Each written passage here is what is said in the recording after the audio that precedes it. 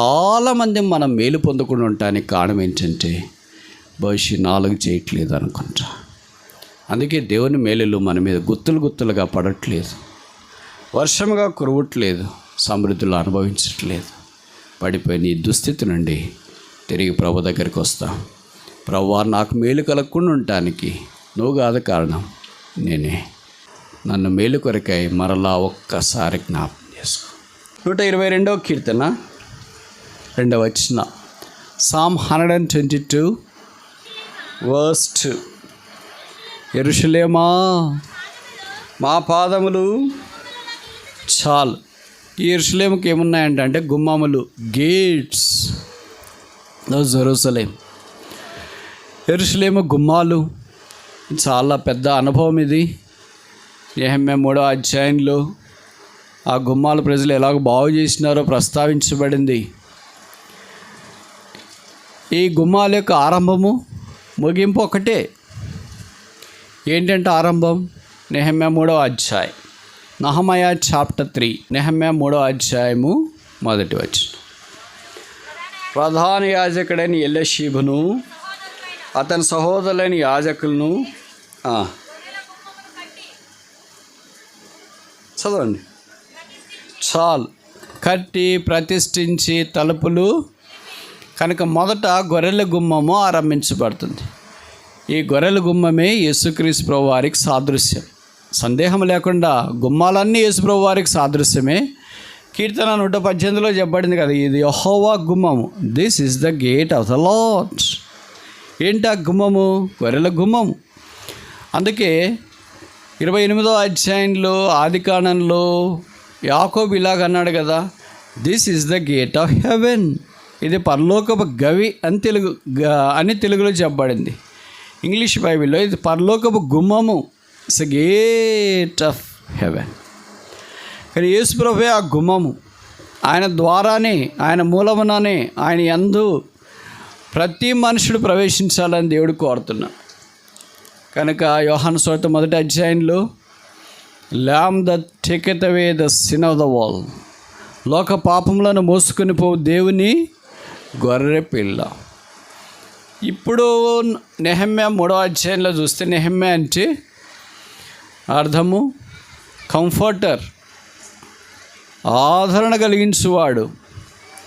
ఆయన భౌతికంగా గొప్ప ఉద్యోగంలో ఉన్నాడు. ఆయన గాయకుడు కాదు, లేదా పరిచారకుడు కాదు, ఆయన ఫుల్ టైం వాకర్ కాదు. ఆయన సామాన్యమైన వ్యక్తి, గొప్ప ఉద్యోగంలో ఉన్నాడు. పాశ్చాత్య దేశంలో, నాన్ లోకల్ అంటారు కదా, అంటే మనది కాని దేశంలో గొప్ప స్థలములో ఆయన గొప్ప ఉద్యోగంలో ఉన్నాడు. ఆయన కట్టాలని దేవుడు భారం ఇచ్చినాడు. అందుకే యెరూషలేములోనికి ఆయన వచ్చినాడు. మొదట ఇప్పుడు గుమ్మం దగ్గర ఆయన కనిపిస్తున్నాడు. ఎవరు కట్టారు? ఎవరో పనివారు, ఎవరో సామాన్యులు ఉన్నట్లు కాదు. ఈ వాక్యంలో చెప్పబడింది ప్రధాన యాజకుడు. సాధారణంగా ప్రధాన యాజకులు అంటే హై ప్రొఫైల్ పీపుల్.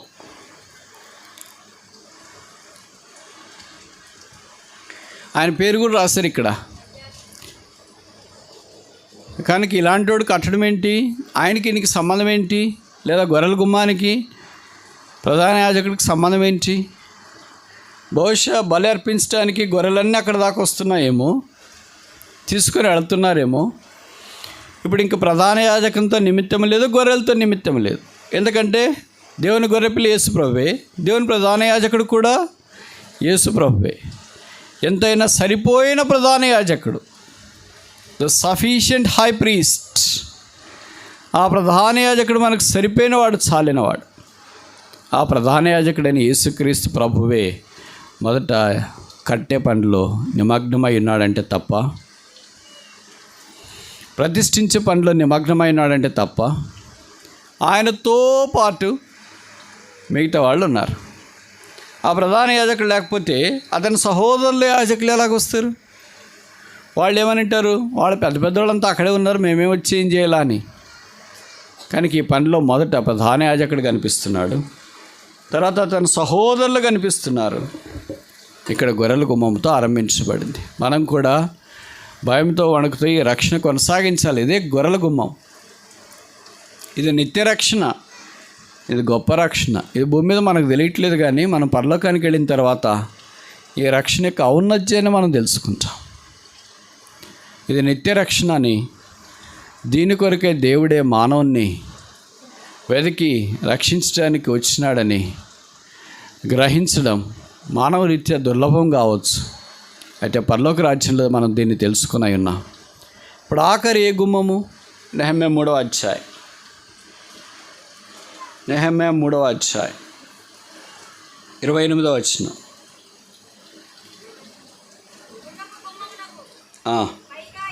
చాలు. 32వ వచనం.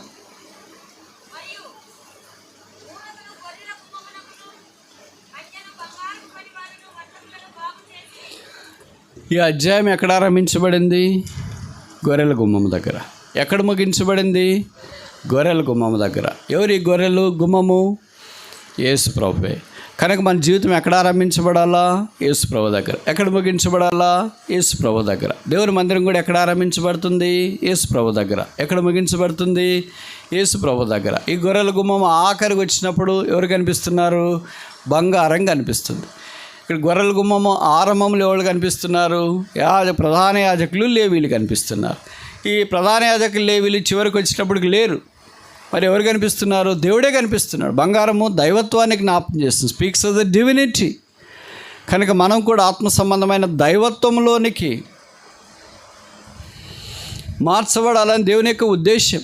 కనుక యెరూషలేమా 122వ కీర్తనలో చెప్పబడినట్లు మా పాదములు నీ గుమ్మముల్లో నిలిచినాయి.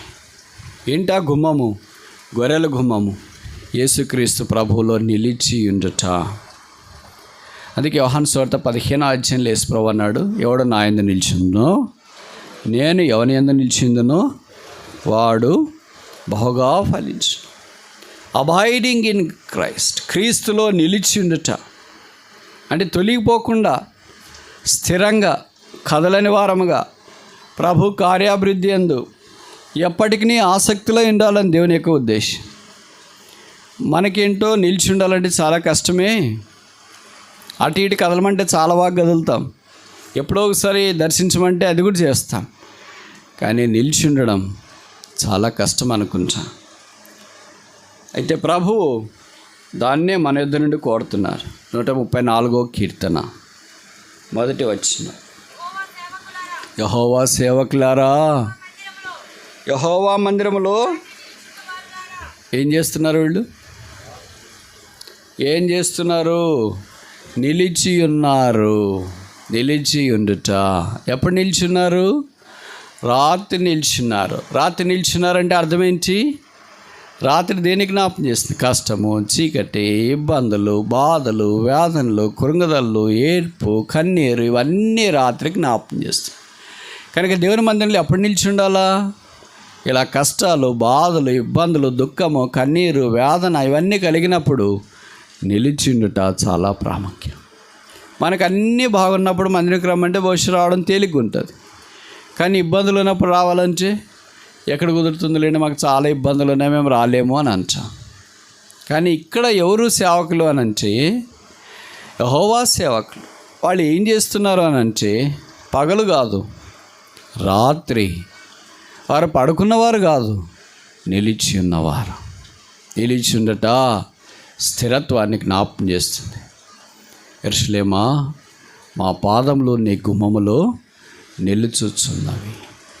అలాగ నిలకడగలిగిన విశ్వాసులు ప్రభుకు చాలా అవసరం. మనలో నిలకడలేదే, అందుకే ప్రభు మనల్ని వాడుకోలేకపోతున్నాడు అనుకుంటా. చంచలత్వము, వాలటైల్నెస్, ఎప్పుడు ఎలాగ మారుతామో తెలియదు. కొంతమంది చెప్తారు కదా, మూడీగా ఉంటారు వాళ్ళు అని. అందుకనే వాళ్ళతో ఏమన్నా మాట్లాడాలంటే ఇప్పుడు మూడులో లేరులే, తర్వాత మాట్లాడతారు కానీ అని. ఇప్పుడు కోపంగా ఉన్నారులే, వాళ్ళతో తర్వాత మాట్లాడదురు అని అంటారు. ప్రభువారు అలాగే ఎప్పుడు లేడు. అందుకే ఆయన అన్నాడు, సత్యమును గురించి సాక్ష్యం ఇచ్చుటకు నేను పుట్టితిని. సత్యం ఎప్పుడు అలాగుండదు.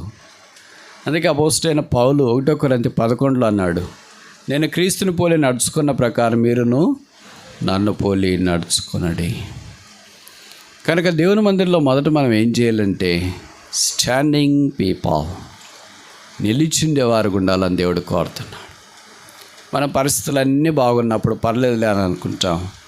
పరిస్థితులు అన్నీ అనుకూలంగా ఉన్నప్పుడు బహుశా నిలిచి ఉండలేము అనుకుంటాం. ఎవరు నిలిచుంటారు? యోహాను రాసిన మొదటి పత్రిక 2వ అధ్యాయంలో చెప్పబడింది, లోకంలో ఉన్నదంతయు శరీరాశ, నేత్రాశ, జీవపడము. అయితే దేవుని చిత్తము జరిగించువాడు ఎప్పుడు ఉంటాడంట? నిరంతరము పండుకొనను అని రాశారా? నిరంతరము నిలుచును. He shall అబాయిడెత్ for ever. నిలిచిండుట ఎవరు? దేవుని చిత్తాన్ని జరిగించడానికి పూనుకునేవారు. రెండవది చూస్తామా? 122వ కీర్తన, సామ్ 122 3వ వచనం. 122వ కీర్తన 3వ వచనం. చాలు. యెరూషలేమా బాగుగా కట్టబడిన పట్టణం వలె నీవు కట్టబడి ఉన్నావు. కనుక రెండవది, ప్రతి విశ్వాసి దేవుని మందిరంలో కట్టడం. Every believer in the house of the lord is a building. మనం కట్టబడాల. ప్రభు అన్నాడు, నేను మిమ్మల్ని కట్టేదను, మీరు కట్టబడుదురు. కట్టేదను అంటే అర్థం ఏంటి? బాగుందనే బాగాలేదని, పాడైంది అని అర్థం. బాగునిందని ఎందుకు కడతాం? తమాషనా? డబ్బులు ఎక్కువ ఉన్నాయా? ఏం పని లేదా? పడిపోయితేనే కదా మనం కట్టడానికి పూనుకుంటాం. బాగాలేకపోతేనే కడతాం. మనం కడతాం. 11వ కీర్తనలో చెప్పబడింది, పునాదులు పాడైపోగా నీతిమంతులు ఏం చేస్తాం? పాడైపోతేనే కదా కట్టడానికి ప్రయత్నం చేస్తాం. గోడ పడిపోతేనే కదా కట్టడానికి ప్రయత్నం చేస్తాం. కొరింథీయులకు రాసిన మొదటి పత్రిక 3వ అధ్యాయము, దేవుడు నాకు అనుగ్రహించిన కృప చొప్పున నేను నేర్పరైన శిల్పకారుని వలె పునాది వేసి తిని మరి ఒకడు దాని మీద కట్టుచున్నాడు. ప్రతివాడు దాని మీద ఎలాగూ కట్టుచున్నాడో జాగ్రత్తగా చూసుకున్నాను. ప్రభు కడుతున్నాడు, సందేహం లేదు. ఆయన చెప్పాడు మత్తయి 16:18, I will build my church upon this rock, the gates of the hell shall not prevail against it. ఈ బండ మీద నా సంగమును కట్టుదును, పాతాళలోక ద్వారములు దాని ఎదుట నిలవనేరు. కనుక ఆయన పని ఏంటంటే కట్టువాడు. కట్టేవాడు ఎప్పుడు పాడు చేయడు. ఒకవేళ ప్రస్తుతానికి అది అటు ఇటు చిల్లా చెదరగా చేసినా ఆయన కట్టగలడని సామర్థ్యం ఉంది. ఉదాహరణకు చూడడం, మన వాచ్ బాగలేదనుకోండి, తీసుకెళ్ళి రిపేర్కి ఇస్తే షాపులో, దీన్ని ఇట్లే చూసి కళ్ళతో బాగు చేయడు. దీన్నంతా తీసేస్తుంటే మనకు అనిపిస్తుంది తీసేస్తున్నాడు, దీన్ని సరిగ్గా చేయగలడా అని.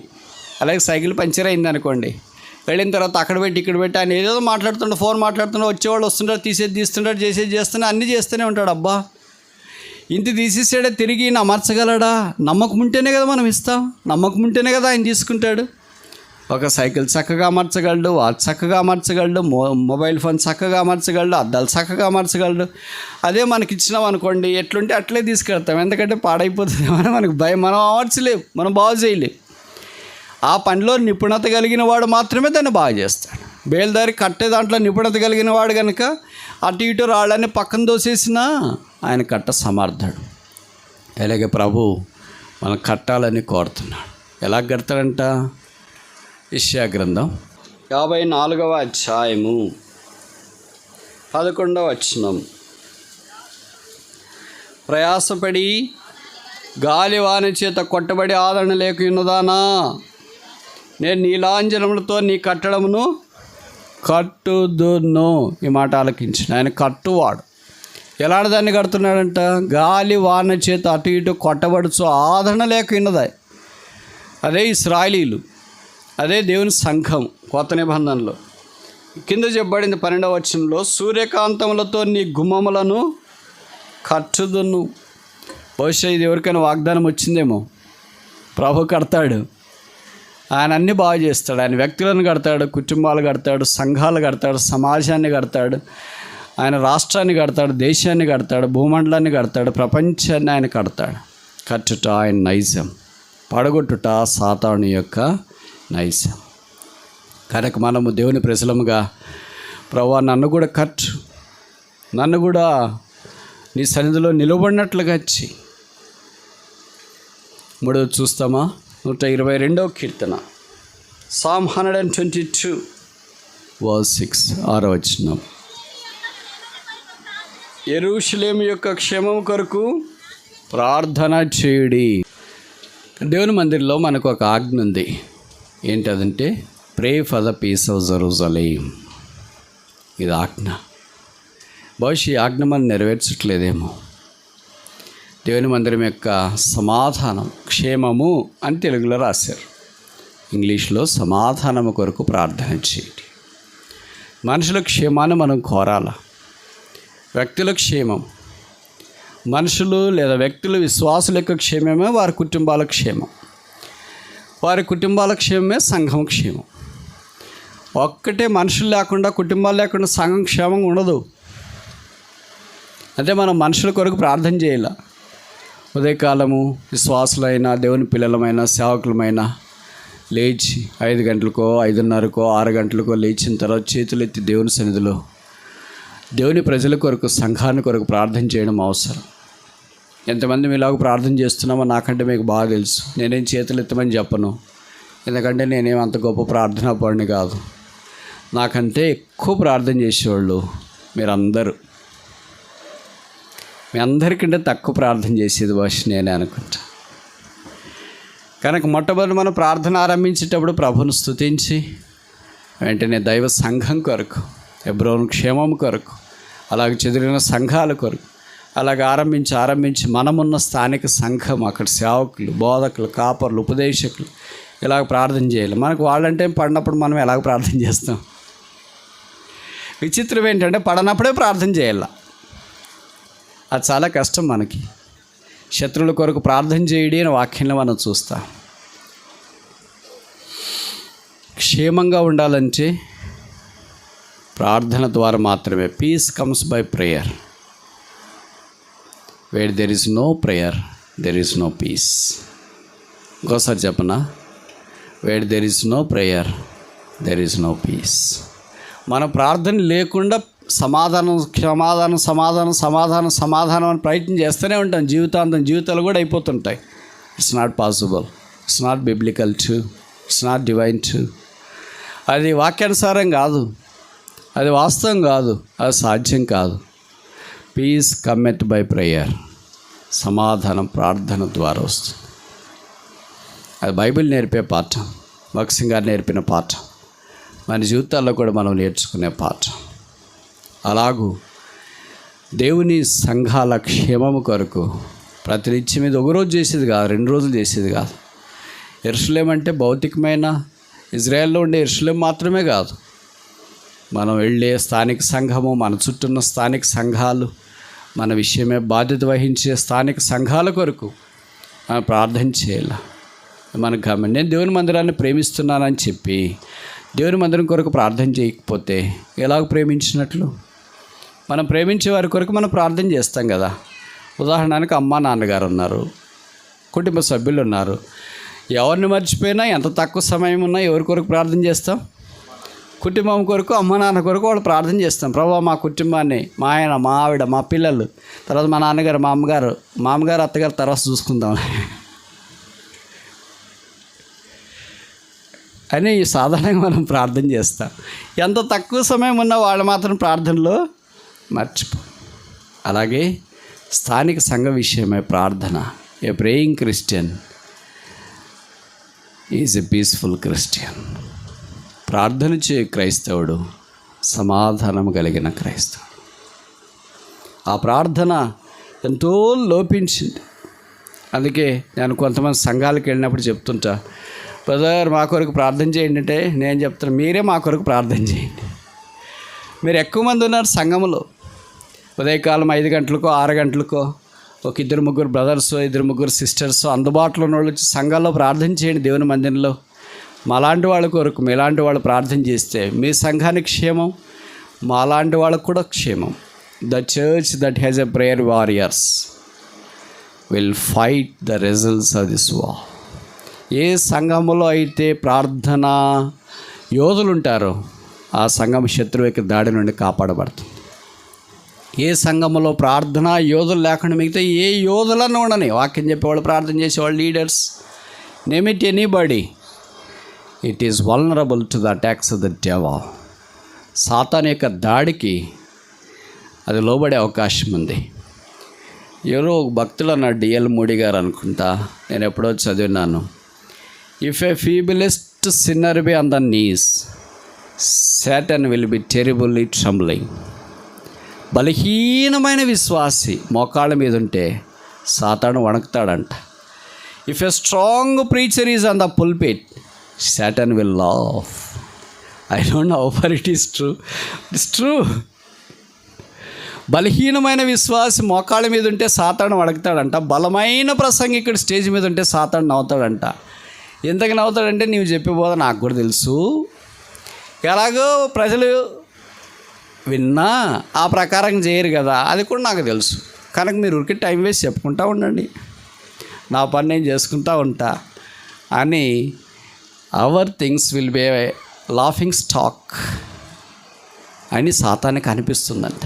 అలాగని మానేయటమా? ప్రార్థన మానేస్తామా? ఆరాధన మానేస్తాం? మందిరం మానేస్తాం? బోధ మానేస్తాం? పరిచయం మానేస్తాం? మానేయటానికి వీల్లేదు. ఇవన్నీ మనకి ఏం నేర్పించే పాఠాలు అని అంటే, సాతాను మనం ఓడించడానికి ప్రార్థన ఆయుధం. కొంతమంది ప్రార్థనకే టైం లేదంటారు.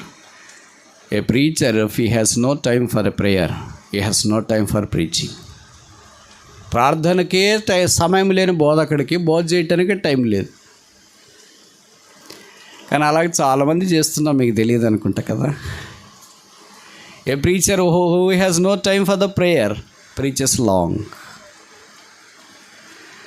అలాగే దైవ సాన్నిధ్యాన్ని మనం అనుభవించే మనం కూడా ప్రార్థన ఆత్మతో ముందుకు సాగిపోవాలని కోరబడుతున్నాం. మనం ఈ వలయంలో ఓడిపోయాం. అన్నీ చేయటానికి ప్రయత్నం చేస్తాం. దైవ సాన్నిధ్యంలో యెరూషలేము యొక్క క్షేమం కొరకు ప్రార్థన చేయండి. మీరు ఆరంభించి చూడండి. నా బలహీనమైన సలహా కొన్ని సంఘాలు పాటించడానికి ప్రయత్నం చేసినాయి. ఆ సంఘాలు 2-3 బ్రదర్స్ ఉదయకాలం 6 గంటలకు చేరి వచ్చి ఒక గంట సేపు వాళ్ళు ప్రార్థన చేయడం ఆరంభించినారు. అలాగే ప్రతిరోజు కంటిన్యూ కొనసాగుతూ వచ్చింది. అన్నిసార్లు ఆ 3-4 కుదరకపోవచ్చు, కానీ వాళ్ళు చెప్పింది ఏంటంటే, చివరికి సంఘ ప్రార్థనకు వచ్చేదానికంటే ఉదయకాలం 6 గంటల ప్రార్థనకు వచ్చేవాళ్ళు ఎక్కువ అయ్యారంట. So strange. మేము 3 ఆరంభించాం బ్రదర్, ఇప్పుడు మందిరం నిండుతుంది అన్నారు. ఎంతమంది వస్తున్నారంటే 60-70 మంది వస్తున్నారు. అంతమంది చేస్తున్నారంటే చేసిన వాళ్ళు, ఆ పనులు ఉన్నవాళ్ళు వాళ్ళ బాధ్యతల మీద వెళ్తారు. తర్వాత పర్వాలేదులే అనుకునే వాళ్ళు, సమయం ఉంది అనుకునే వాళ్ళు అలాగే కొనసాగిస్తుంటారు.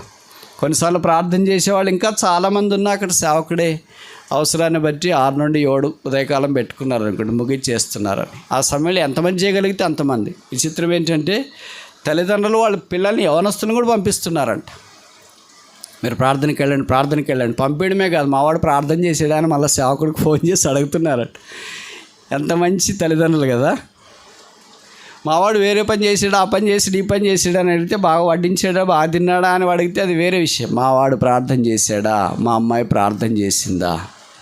Preparing a praying children is the most parental responsibility. ప్రార్థన చేసే పిల్లల్ని సిద్ధపరచట తల్లిదండ్రుల యొక్క దైవికమైన బాధ్యత. If we are not preparing our children as a praying children, they will be, sorry మాట చెప్తున్నందుకు, పెరిషింగ్ చిల్డ్రన్, నష్టపోయే పిల్లలుగా ఉంటారు. A praying child will never perish, a perishing child will never pray. ప్రార్థన చేసే పిల్లలు నష్టపోరు, నష్టపోయిన పిల్లలు ప్రార్థన చేయలేదు.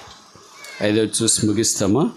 4వది 122వ కీర్తన 6వ వచనం 2వ వరుస.